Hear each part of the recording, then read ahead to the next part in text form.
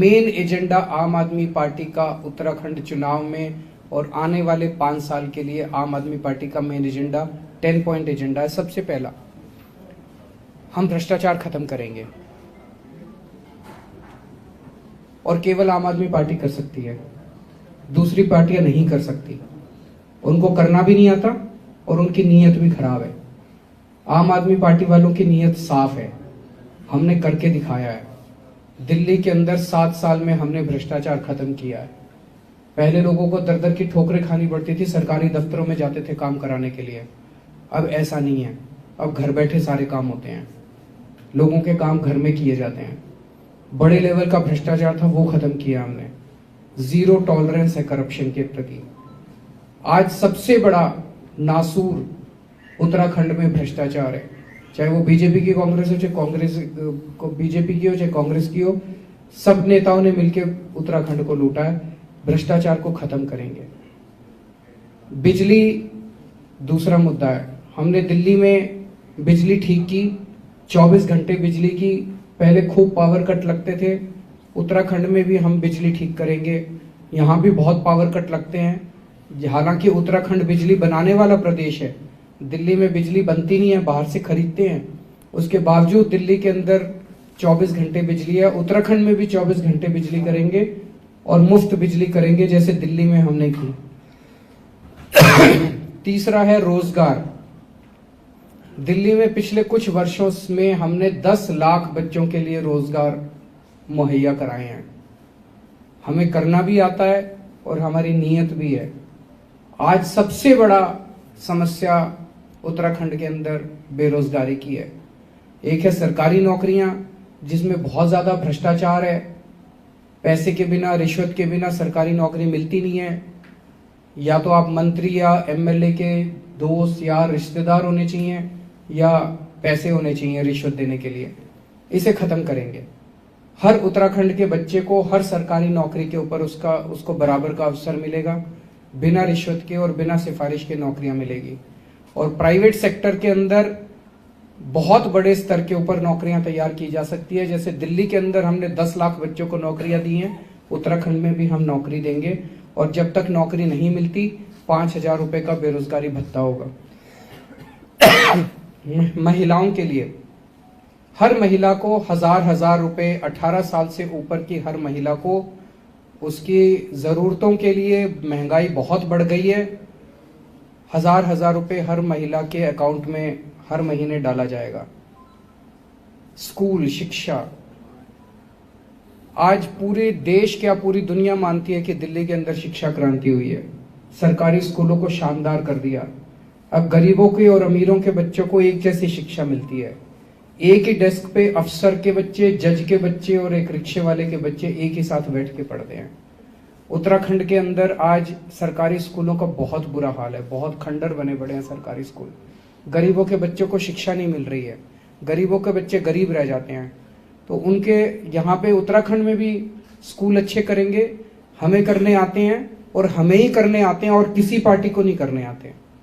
अगर किसी को, जो भी चाहते हैं उत्तराखंड के स्कूल अच्छे हों, केवल और केवल आम आदमी पार्टी को करने आते हैं, बाकी किसी को नहीं करने आते। उनकी नीयत भी खराब है। तो जैसे दिल्ली में स्कूल अच्छे करे, वैसे यहां भी करेंगे और शिक्षा सबके लिए मुफ्त होगी। जिसके पास पैसा नहीं है और इस देश में पैदा हो गया, उसको अच्छी शिक्षा का अधिकार है और वो अधिकार आम आदमी पार्टी देगी। अस्पताल, दिल्ली के कोने कोने में, गली गली में हमने मोहल्ला क्लिनिक खोले हैं। आज उत्तराखंड में इतने सालों के बाद भी पहाड़ों के गांव में, किसी भी गांव के अंदर कोई स्वास्थ्य सेवा नहीं है। वो डंडी कंडी का सिस्टम, जिसमें 4 लोग अपने कंधे पे बिठा के और लोगों को दूर दूर तक चलना पड़ता है अस्पताल ले जाने के लिए, ये सिस्टम खत्म होगा। हर गांव के अंदर केवल और केवल मोहल्ला क्लिनिक का मॉडल है, जो कि गांव गांव के अंदर इंप्लीमेंट किया जा सकता है, जिसके जरिए फ्री इलाज सबका मुहैया कराया जाएगा। दिल्ली के अंदर शानदार सरकारी अस्पताल बनाए हैं हमने। आज लोग अपोलो और मैक्स में नहीं जाते अमीर लोग, वो हमारे सरकारी अस्पतालों में आते हैं।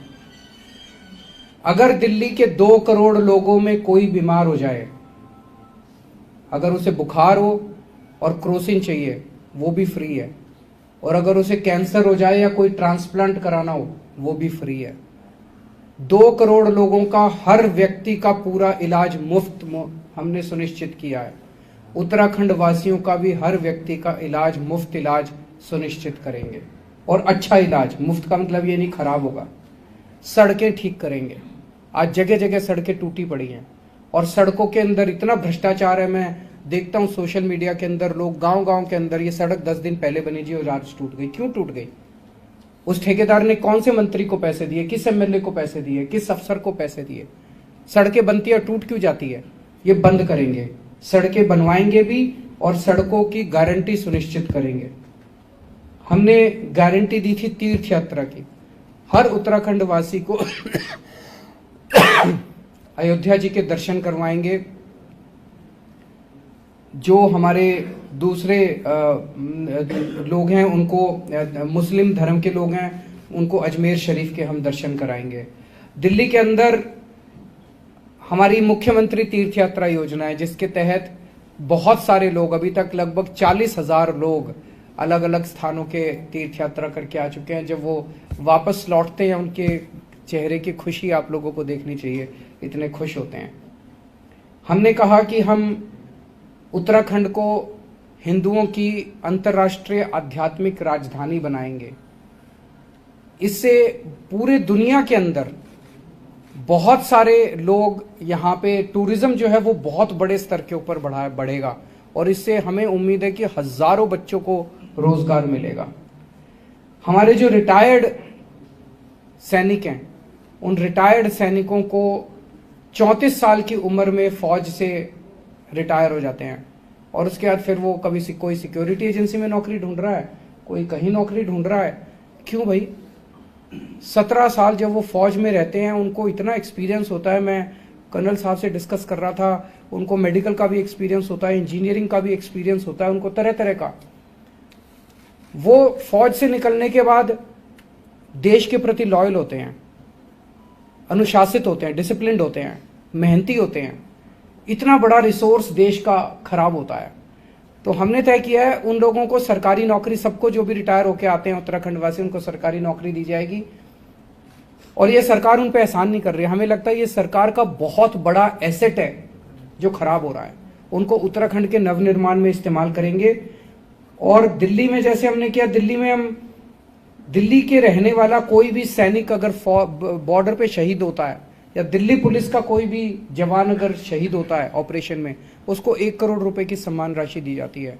उत्तराखंड का भी रहने वाला कोई भी सैनिक अगर शहीद होता है तो उनको भी हम, फौजी या पुलिस वाला ऑपरेशन में शहीद होता है तो उनको भी हम 1-1 करोड़ की वो देंगे। एक मेरे से रह गया था, तीर्थ यात्रा में मैंने अयोध्या बोला, मैंने अजमेर शरीफ बोला।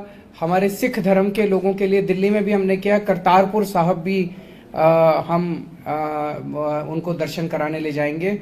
और रिटायर्ड सैनिक जब मैं बोल रहा हूँ, इसमें पैरामिलिट्री फोर्सेस भी आती हैं, इसमें उत्तराखंड पुलिस के जवान भी आते हैं, वो सब आते हैं। ये मोटे मोटे तौर पे मैंने 10-11 पॉइंट बताए हैं। इसके अलावा भी और बहुत सारे हैं जो कि कर्नल साहब आप लोगों के, उत्तराखंड के जो भी इश्यूज हैं, कर्नल साहब आपको डिटेल्ड मैनिफेस्टो जब जारी करेंगे तो बताएंगे।